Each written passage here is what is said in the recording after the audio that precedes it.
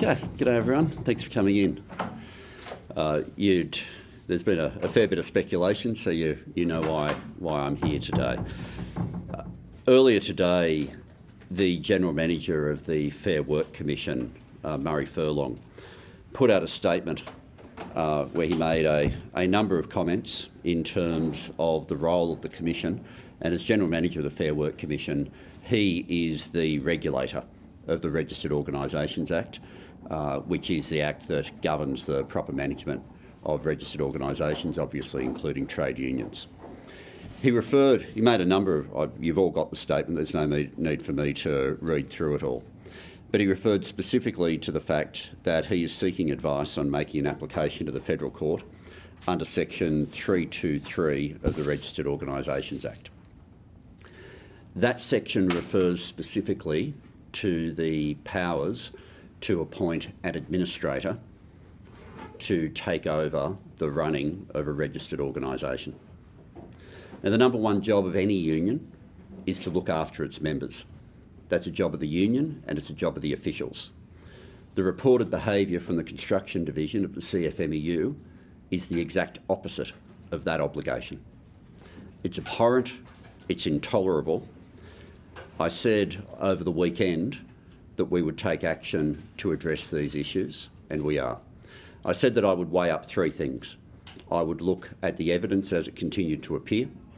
I said that I would look at whatever response there had been from the union, and I would look at the advice that I received from my department. The General Manager of the Fair Work Commission is the best person placed to take this action.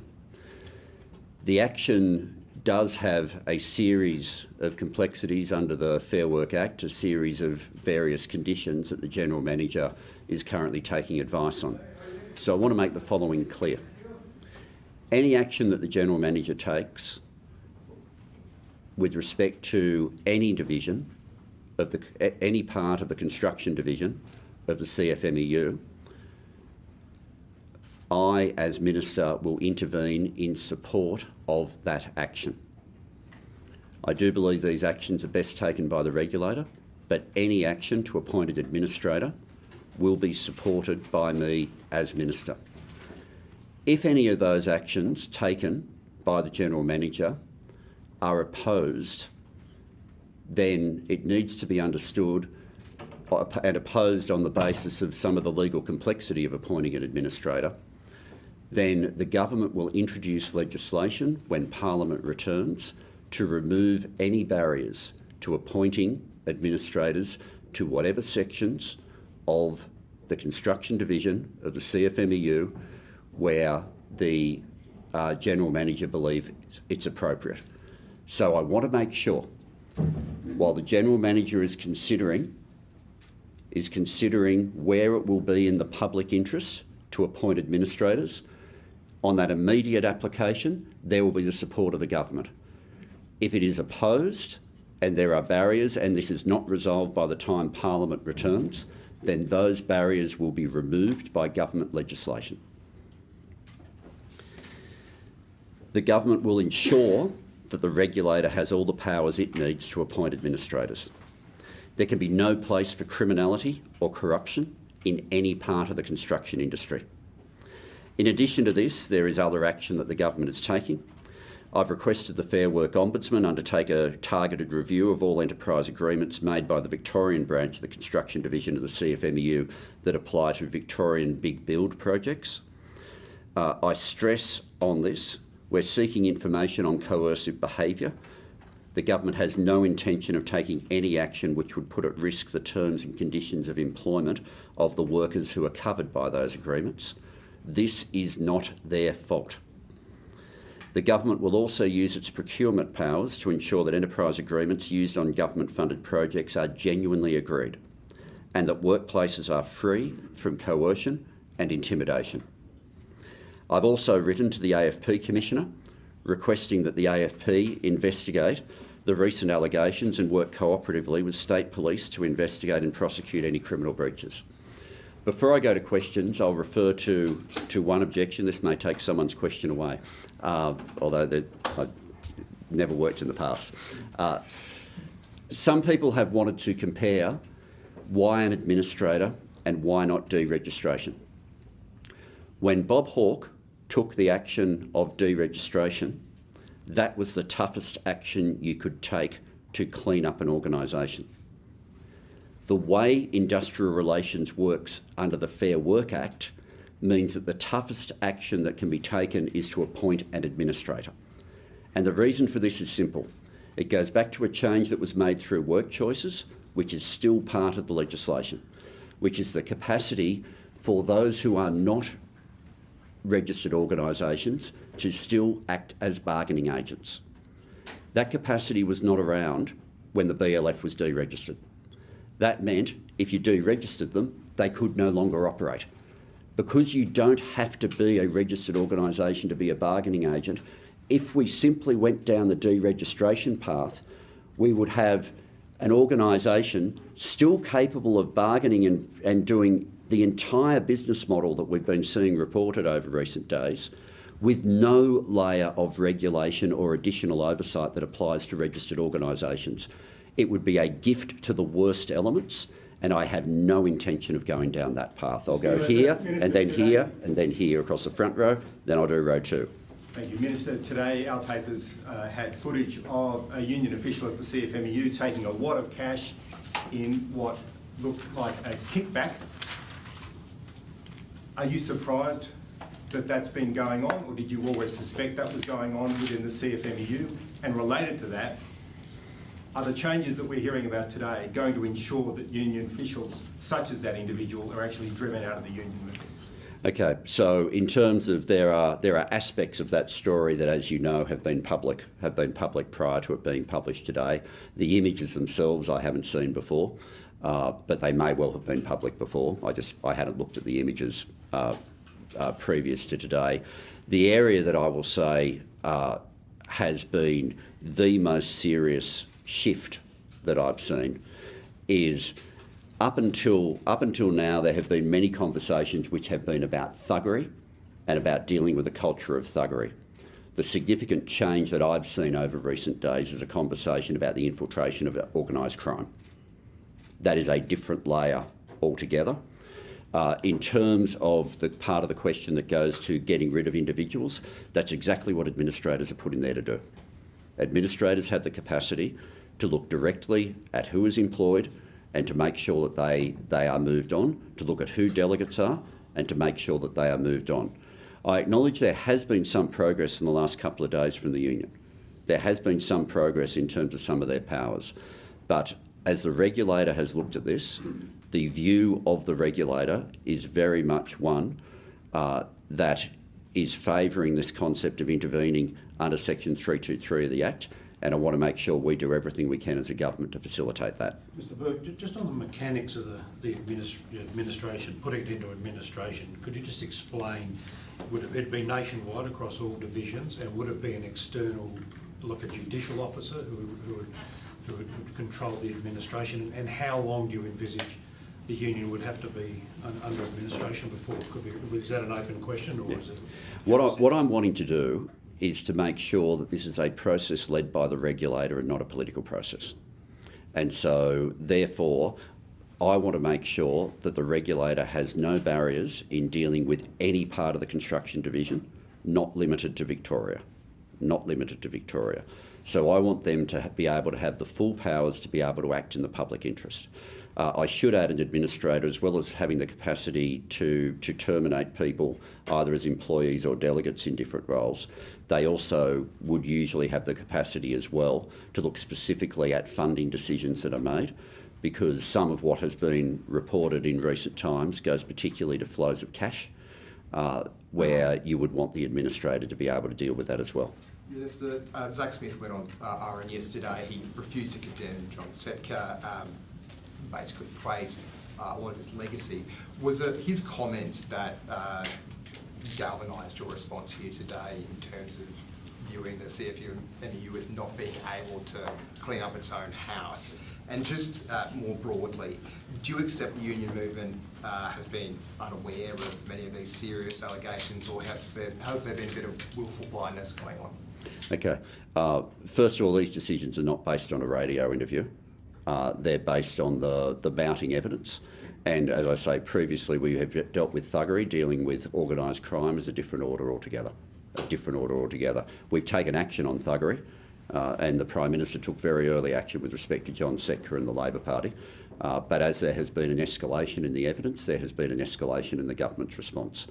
In terms of, I accept everything that Sally McManus said in the interview that I saw yesterday, and I know there has been some commentary of, but everybody must have known. Can I just say and ask journalists to take journalists at their word? This has been published as news. A lot of it has been published as exclusive. There is no doubt that new information has emerged in recent days and over the last week. The work of Nick Mackenzie in particular, but the whole team around that, has been extraordinary.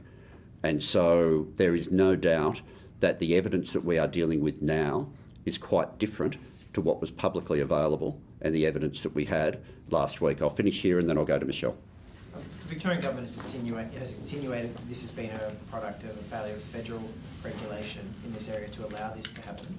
If it is that it's taken media reporting to get to this new revelations, what is happening at the regulation level that it takes the media reporting for the new revelations to come to air?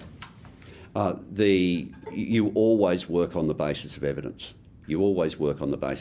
And some evidence comes to our regulators. There will be a whole lot of evidence that will have been collected in other areas by the Fair Work Ombudsman with the work that they do. Sometimes additional evidence comes through the media. On this occasion, the evidence about organised crime has come through the media. I'm grateful that that's been exposed, and that's why we're acting. Michelle. Well, just following up on that, you're very close to the union movement. You've got a large department as well as the regulator and police, etc., being involved in this.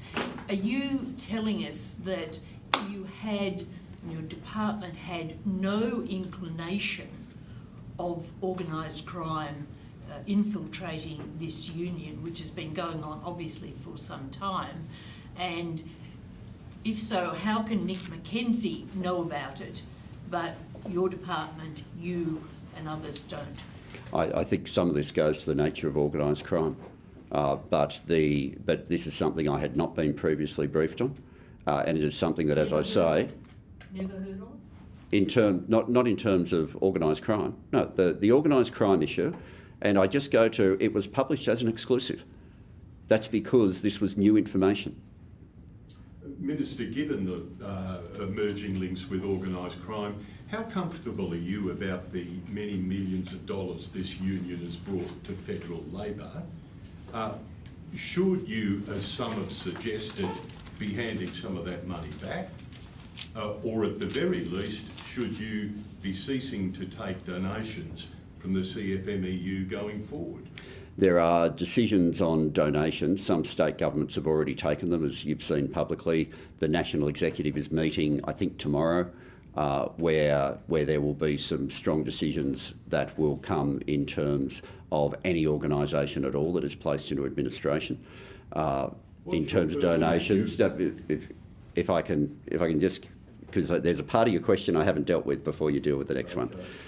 And the part of your question which you referred to others raising it, and I'm very glad you've given me the chance to respond to it. The concept of handing money back is one of the most astonishing and absurd ideas I've seen. Are the Liberal Party seriously suggesting that at this moment the action of the government should be that we hand money to the CFMEU?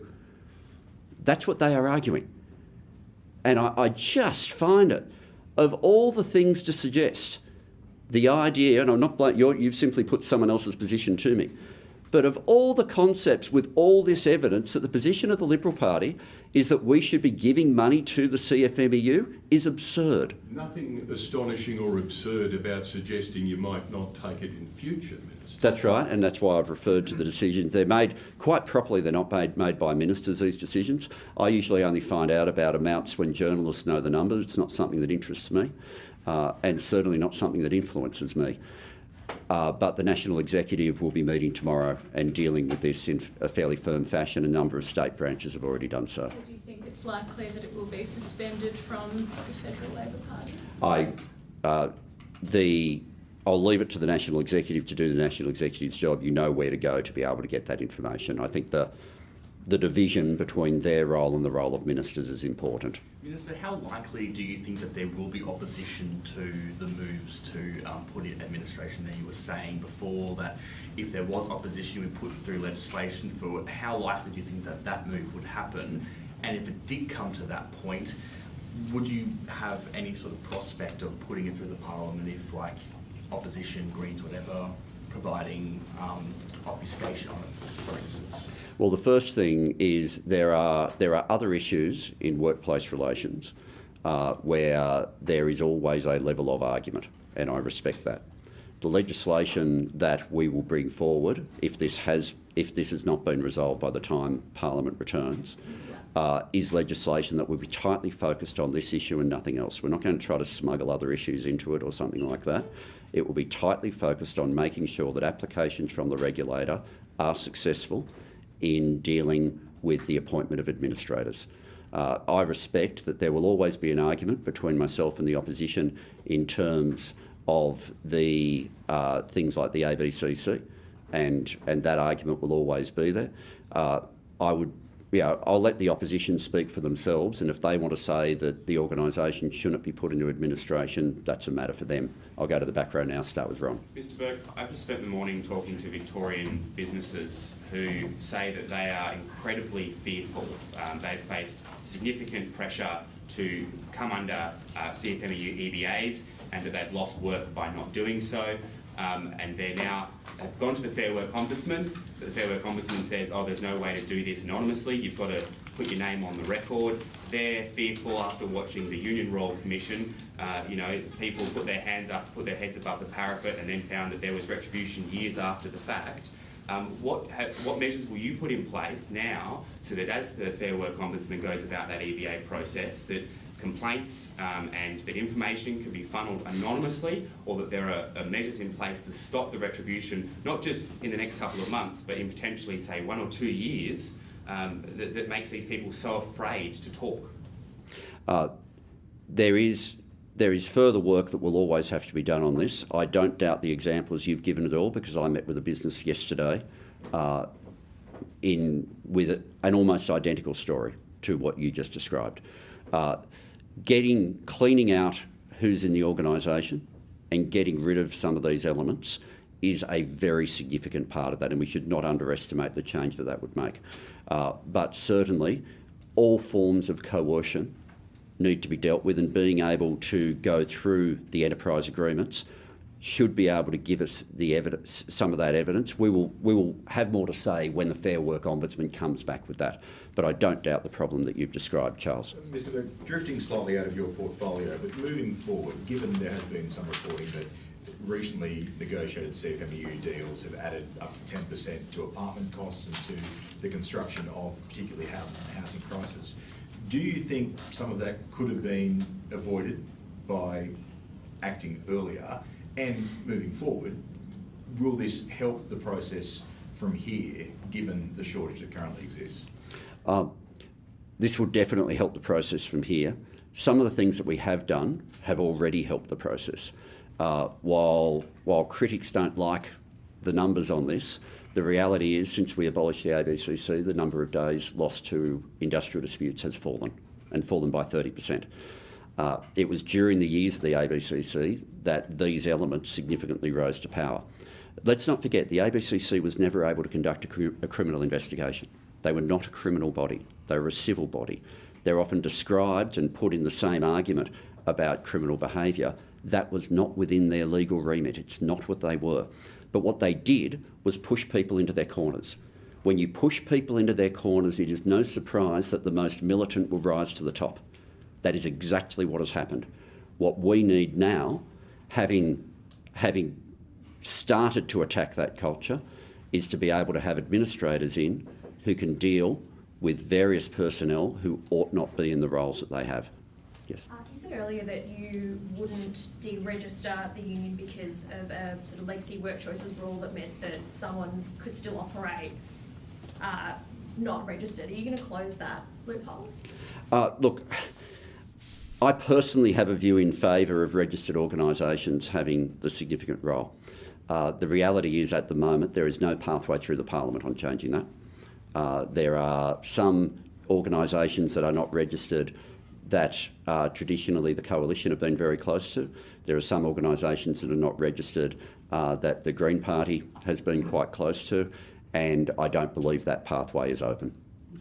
I'll come back, I want to go there and then there. The ACT branch of the union have put forward a motion asking for greater powers to prosecute and investigate companies. Do you think that that's appropriate given the allegations that we're seeing in New South Wales and Victoria? And do you think we need to see investigations into other state branches? I missed the last part, sorry. Do you think we need to see other investigations into other state branches? All right. Certainly, what we're talking about with administrators is not limited to Victoria. It's not limited to Victoria, but it will be the decision of the regulator to work out where it goes. But I want to make sure, and I want to give them the full power to act in the public interest.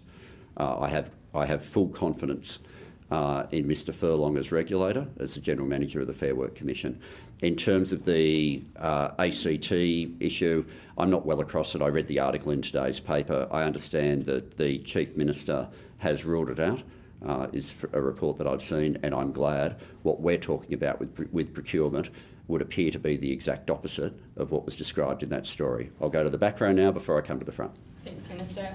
You've obviously made a lot of changes during your time, including under the Closing the Loopholes Bill. Given some of the allegations that have come out, are you concerned that any of those changes could be exploited, say such as like right of entry changes?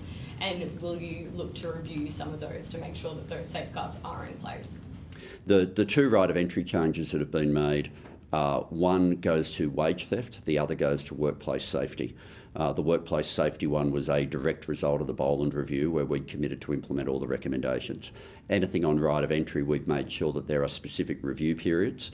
The review period on the Boland one is only, I think, from memory, 9 months or something of implementation before it comes in. So it'll be reviewed responsibly to make sure, but certainly I had a strong view that when it comes to implementing recommendations on workplace safety, we should go with the Boland report, make those implementations, and then review it, because to deal with the sorts of risks that you've described. But obviously we are always dealing with the risk of workplace safety. We need to take that seriously. I said I'd go here first. Yeah, thanks for the second question. You've spoken about the inadequacies in this case, as you said, of the ABCC. What about the Registered Organisations Commission, which you also abolished? Is there a role maybe for restoring that, or a version of that, so it can better police this behaviour? Look, the powers of the Registered Organisations Commission are the powers that were transferred to the General Manager of the Fair Work Commission, who I've just said I have full confidence in what he's doing. But if it ends up being that the legislation, and this part of it was not changed when we made that shift, but if the legislation does not create a clear enough path to putting administrators in different roles, and the attempts from the regulator are challenged, then when Parliament returns, we'll legislate. What about legislation more broadly, Minister? Because some of the revelations this week have been about convicted criminals working in the unions, being appointed as delegates for the union, or associates of bikie gangs doing that. So, under current law, you can't be a company director if you've had a criminal conviction. It'll stop you in business getting ahead. Why shouldn't there be a law, or would you be open to considering a law that stops delegates in that way being appointed if they've got criminal convictions? I want to focus right now on cleaning out the organisation, and I don't want this legislation. The moment it deals with more than one issue, we're in a very different negotiation through the Senate. I want to be able to give clarity that we are dealing with one issue. We might not have to deal with it at all if applications from the General Manager are not opposed. But if we end up with a situation where we're going to be in a protracted legal argument, my view is change the law, get this done. What about the flow? Do you think this saga demonstrates that the Fair Work Ombudsman needs sharper teeth or more resources devoted to it? There are always, I think the Fair Work Ombudsman will always evolve and will always need to evolve. There will never be enough resources in the Fair Work Ombudsman to deal with every challenge in workplaces around Australia, but we always need to be reviewing the capacity and the powers of the Fair Work Ombudsman. Okay, thank you very much.